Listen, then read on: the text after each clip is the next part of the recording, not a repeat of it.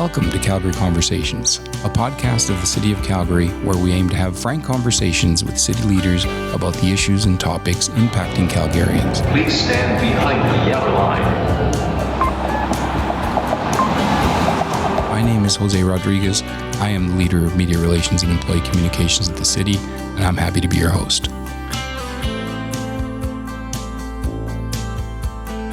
Welcome back to Calgary Conversations, and today we're very excited to have Heather Johnson, the Director of Recreation and Social Programs at the City of Calgary. Welcome, Heather. Happy to be here. So before we get started, maybe a little bit about you. How did you end up doing rec at the City of Calgary? People ask me that lots, and I'll give you the short version of the story, but my career has taken many twists and turns, but when I look back, the line from the very first jobs I ever had, which was as a day camp leader, it was as a summer camp counselor, it was as a coach. The line from those jobs to where I am now is very direct, and I've been privileged in the interim to have all kinds of experiences that I think have given me the skills and the perspective and the expertise that allows me to work with the talented team we have in recreation and social programs to deliver on important recreation facilities, programs, and opportunities for Calgarians.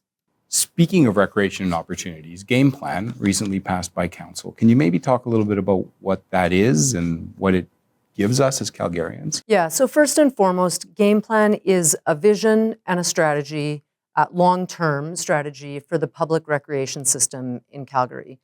What that really means, though, is it's for the first time ever, there's a strategy, a plan, standards that Council, the public, our partners, and administration can align to and can work together to strive towards.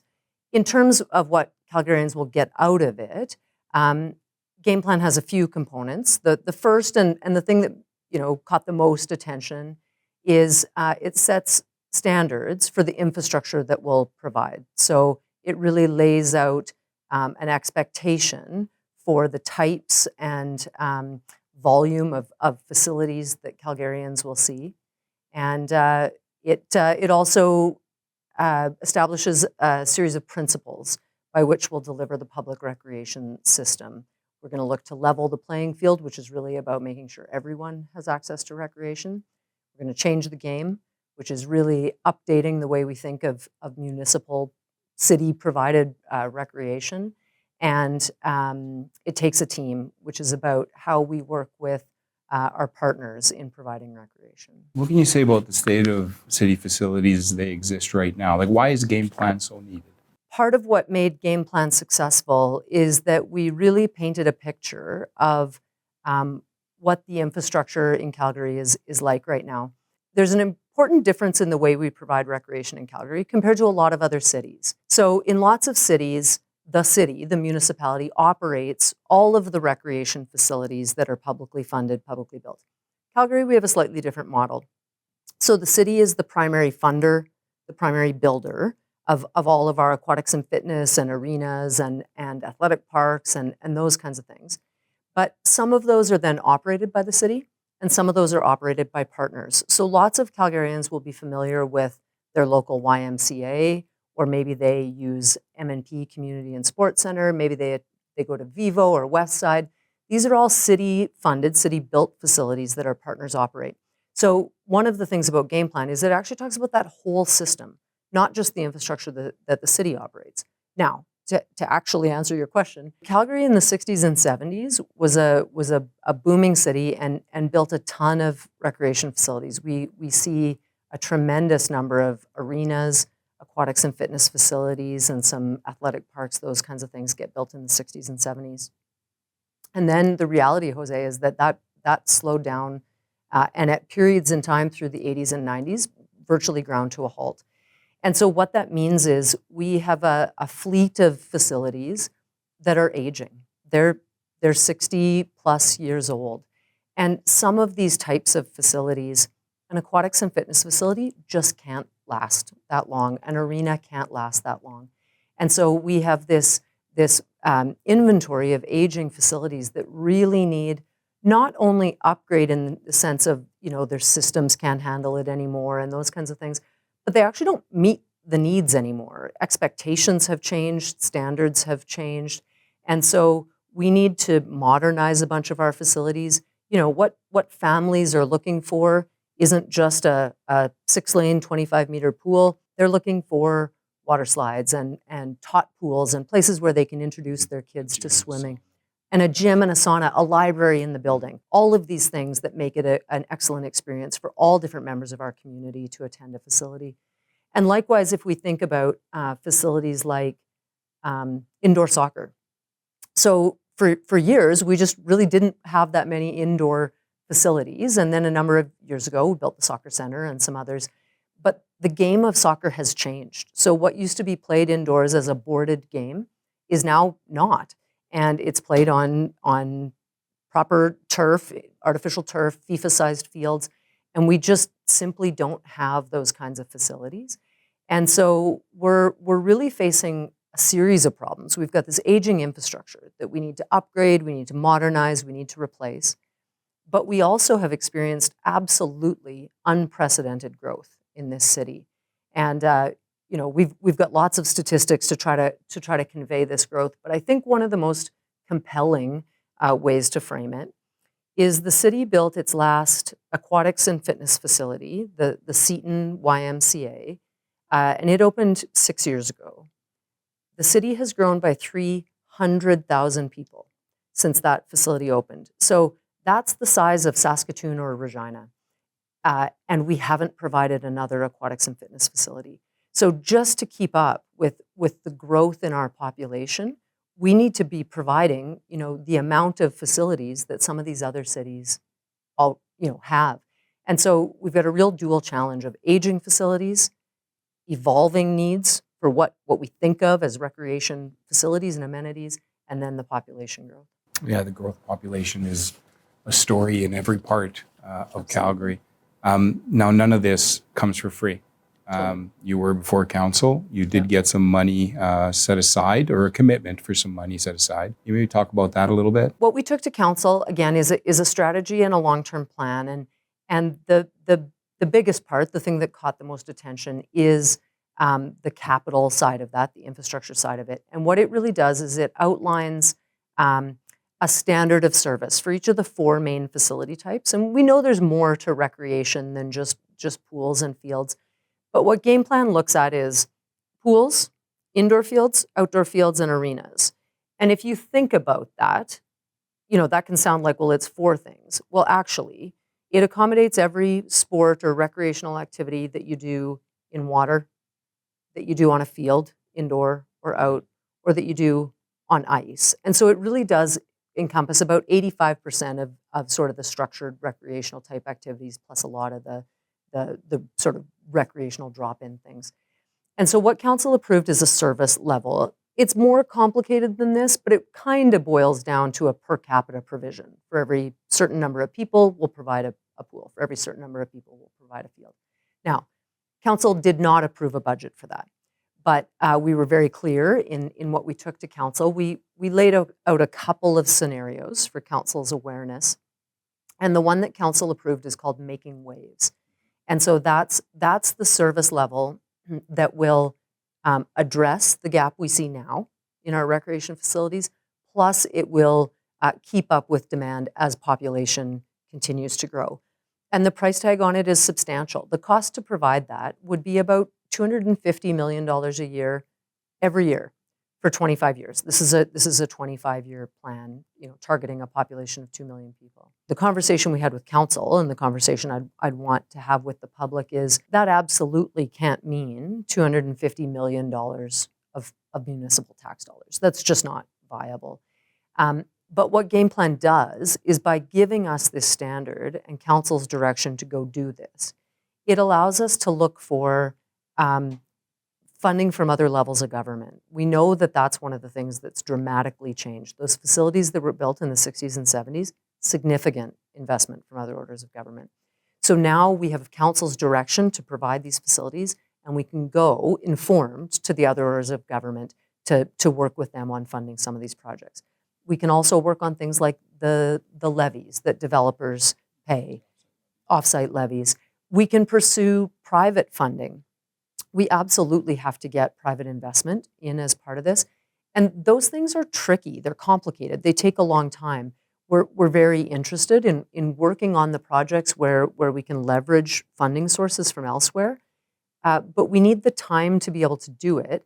And so knowing that we've got this roadmap now, we can start to look out to the future and say, okay, here's some projects that we can start to work towards and really bring innovative funding models to those. Now, I spend more time on social media than I should. And so there is, I guess, among some folks, the thought that we just want to move all of our recreational facilities out of that city center, out of the core, out of where there's a lot of people. Just wondering what you say about that. We're aware of that concern and definitely heard that concern through the process. And thanks for asking the question, because I really do want the chance to talk about that and welcome the chance to talk to Calgarians about that. That's absolutely not the plan. And I encourage Calgarians to go look at calgary.ca/game plan, and you can look at the document. And that's not what it says. So what game plan proposes is essentially that it shouldn't matter what your postal code is to determine your access to recreation facilities. So the goal is to have all of the types of facilities, whether that's aquatics and fitness or indoor fields, outdoor fields, arenas, in all areas of the city. Now, there's a difference between how we'll do that. In the growth communities, we literally have huge swaths of the city where there just aren't any facilities. We call them recreation deserts. There's just no amenities there. So in those areas, we need to build new. In the inner city, what we have is quite a number of existing facilities and amenities. What we will look to do in the inner city is some consolidation of those. We've got areas that have several smaller sort of single-use facilities. And what we'll look to do is we'll replace those, and we'll do that on the places that we have land. So, for example, Renfrew. Renfrew's a great example. We've got an aquatics and fitness facility, we've got outdoor fields, we've got arenas, all on one site. That's a site where we have the space.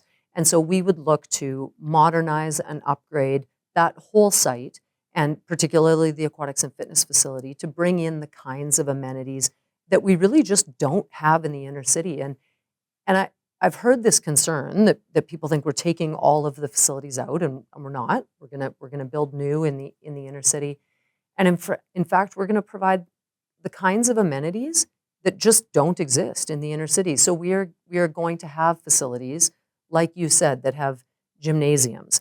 They've got leisure waters, like water slides and those kinds of things. They've got a library attached to them. They've got larger fitness amenities, all of those kinds of things. And so it should bring the kinds of amenities that most people, whether it's seniors, families, individuals looking to work out, that they have those kinds of amenities in them. And I'll tell you, one of the things about my job, I hear all the time both the joys and the frustrations of Calgarians when it comes to our recreation facilities. And probably one of the biggest types of asks we get from Calgarians is they're frustrated because the activity they want to pursue isn't available, particularly in prime time. So we take one of our inner city facilities that's got just a 25-meter pool, and we need to get swim clubs in there in prime time so that kids can participate in swim clubs. We need to get swim lessons because we know how important that is. But we also know we have people like you and I who might want to go lane swim. We've got seniors who want an aquafit class. And we get all of those different folks saying, I need more of that same space. And we can't. It just is what it is. But these newer facilities, for example, will have a 10-lane, 25-meter lap pool. That means we can have a swim club in there, plus we can have a few lanes for lane swimming.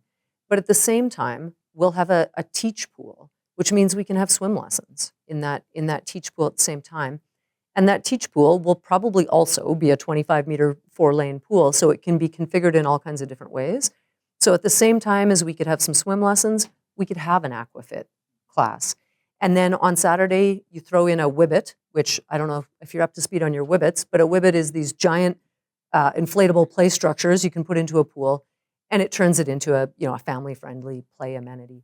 And so part of really getting the kinds of access Calgarians are looking for is having these facilities that have more amenities and more flexibility into how we can operate them. That's my hope for all areas of the city. I just learned what Wibbit was. Absolutely, So you're that welcome. was super. Thank you very much. It's hard to have a conversation about anything these days without bringing up affordability. And so you're talking about a very ambitious plan. What are we doing to ensure that all Calgarians can partake of these rec facilities? For sure. As I mentioned earlier, one of the principles behind Game Plan is level the playing field. And that's really making sure that everyone has access to recreation. Through the Game Plan process, and in fact, daily, I hear from Calgarians about the different barriers they face to accessing recreation, and affordability is the number one. We hear lots of concerns, from Calgarians who are lower income, certainly, in their ability to access recreation, but from lots of moderate income Calgarians as well. It can be really expensive to have kids and families in sport and recreation. So making sure that our facilities are affordable is a key part of the Game Plan. And so there's a number of initiatives in there targeted at pricing of facilities and how to direct subsidy for them to be effective, and we'll be exploring those things more in the next few years. And one of the things that I want to sort of put out there is that with recreation facilities, they cost money to operate. It doesn't matter who operates them, the city, our partners, anyone. We have to pay staff. Rec facilities are quite utility intensive, right? They can be expensive facilities to operate. And so there are expenses attached to them. Those expenses really can get covered for the most part in only two real ways. The admissions and rates and fees you charge people for drop-in or membership or booking the space, and tax support. And it's the balance of those two, or the combination of those two, that have to make up for the cost of the facility. And so when we think about affordability, we really try to hold two things at once. We want to make it affordable for the family trying to get their kids into swim lessons, the senior who wants to stay fit and stay active every day, and the taxpayer who wants to make sure that their taxes are affordable, but that we're providing the kinds of opportunities that make our city a great place to live. Swim lessons are a hot topic. They are. Always a hot topic. What does Game Plan do to address what some folks feel is a shortage of swim lessons? Yeah, and it's not that folks feel it's a shortage of swim lesson times. It is a shortage of swim lesson times. One of the numbers we used to sort of tell the story during Game Plan is that last year the city had 24,000 people on our wait list for swim lessons, and our partners have something similar. So we know that there's a big unmet need. Currently, there's a couple reasons for that. The long tail of COVID is relevant here in two ways. First of all, there were no swim lessons for a few years, and so kids are behind and parents are trying to get them through. So we kind of have a backlog that we're trying to clear. The other is that because of sort of all rec facilities being closed for virtually 2 years, we actually lost most lifeguards and swim instructors in the system, and we lost 2 years of training them. And that's significant. And so the whole sector, North America wide, there is still a lifeguard shortage, and we're trying to come back from that. We're getting there. I would say our partners are pretty much there, and we're getting close, but we still have a bit of a shortage, which, I mean, I'll take a second to plug swim lessons for kids in the sense of young people looking for a great first job. Get your swim lessons, get your certifications. It's a great job. It's well paying. Perfect. It's well paying. It's got good hours. You don't have to work to the middle of the night. You get to work with great people in a healthy environment. So that's my plug for everyone taking up a career as a lifeguard and swim instructor. Game Plan's not going to fix that. That's going to take a bit of time. But what Game Plan will do is the space. Right now, we do not have enough spaces to physically provide swim lessons. It goes back to what I was saying a minute ago, that when all we have is a 25-meter pool, we can either put a swim club, or we can put swim lessons, or we can put lane swim, or we can put aquafit. We can't put all four. And so the types of facilities we're proposing in Game Plan will allow for multiple uses at the same time, and we'll be able to dramatically increase the amount of swim lessons. We'll increase the amount of swim lessons by 40% if we build out game plan as outlined. I'm going to date myself here. I remember playing in the bubble in Abbeydale, playing soccer way back in the day. Okay. Shout out to Force Lawn, Colo Colo, Yep. if you're out there. And I wasn't particularly good, but I remember just loving it. And just the sense of how you feel afterwards, the camaraderie you have with your team, that sort of common goal you have as a team. Can you talk maybe a little bit about the importance of recreation when it comes to that social, psychological well-being? Thanks for sharing your experience. And I'll say the replacement and upgrade and modernization of the Bob Behan facility in Forest Lawn is our number one priority on the aquatic side. It's where I swam many times. Perfect. Yeah. Really excited for what that facility would mean in that community. I mean, I'll share my experience with you. My primary activity is cycling, and sure, I do that to stay physically healthy. But for me, it's also it's where I cope with the stress of work. It's how I socialize with my friends. There's nothing better than a day out riding my bike and exercising with my friends. And it's for sure a key part of my mental health. So all of us know intuitively that sport and recreation and physical activity and community are not nice to haves. They're essential. And it's true that, the city has difficult challenges ahead of us. The infrastructure challenge we face in recreation is the same as the infrastructure challenge we face with, roads and water and transit and all of those kinds of services. But I think for a lot of years we've thought of recreation as nice to have. And I really think if the pandemic has taught us anything, it's the importance of recreation and physical activity for our social mental health. We know kids and youth are facing really increased levels of mental health challenges. We know that devices and screen time are a problem. And the thing with playing soccer or taking a swim lesson is you can't be on your phone as you're doing it. You have to work with your teammates and communicate and overcome challenges and all of those kinds of things that are what build us into healthier people. We know our seniors are facing increased isolation and that rec facilities, it's funny. We have seniors programs during the day all the time in our aquatics and fitness facilities, and we have lots of regulars. They're there every day doing their lane swimming or their aquafit class. But at quite a few of our facilities, the staff have coffee that they provide once a month, and the attendance is through the roof, and folks stay for a long time afterwards, and all we've done is made a pot of coffee. But I think what that speaks to is the crucial social connections that seniors and others get through our recreation facilities. So we really have to think about, Calgary often shows up on the list of most livable cities in the world. And I think we're all really proud of that. And lots of us moved here because of the kinds of opportunities it provides. But recreation facilities are part of that. And so kids need to have places to play soccer. Adults need to have spaces where they can work out and participate in the sports that they love. That's part of what makes this one of the most livable cities in the world. Well, I love the coffee story. I might show up for coffee one day. Let Absolutely, me know what day you're it's welcome to. happening. Often on a Friday. Yeah. Friday It's morning. a human story, right? Exactly. I mean, Yeah. this is a connection that we all have.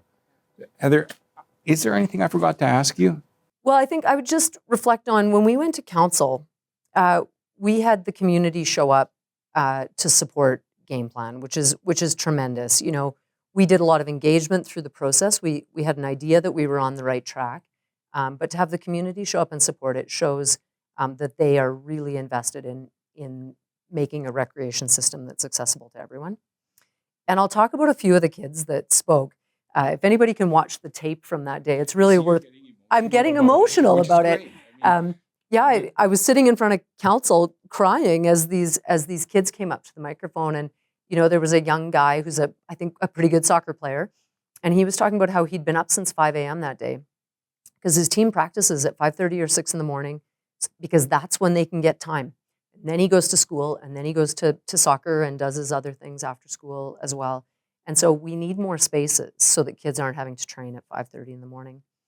We had a young women's softball team. They were sort of 11 to 15 years old, and they showed up full uniforms, eye black, the whole thing, and they could take on the world. But they each spoke, and each one of them presented a different compelling case for why these facilities and these amenities are important.